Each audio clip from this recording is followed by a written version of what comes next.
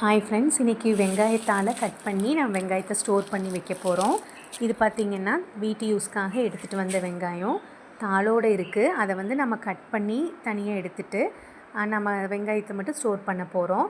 நம்ம தாளை அரியறதுக்கு அருவாள்மனை யூஸ் பண்ணி அரிஞ்சிக்கலாம். இல்லை அப்படின்னா நம்ம கையிலேயே அதை பிச்சாலும் வந்துடும்.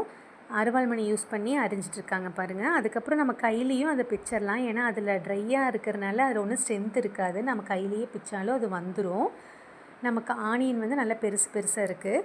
நம்ம இதை ரொம்ப 2-3 மாதத்துக்கு ஸ்டோர் பண்ணி வைக்கணும் அப்படின்னா நம்ம காத்தோட்டமான இடத்துல தான் நம்ம ஸ்டோர் பண்ணணும். அப்போ தான் அந்த ஸ்மெல் எதுவும் வராது, கெட்டு போகாது.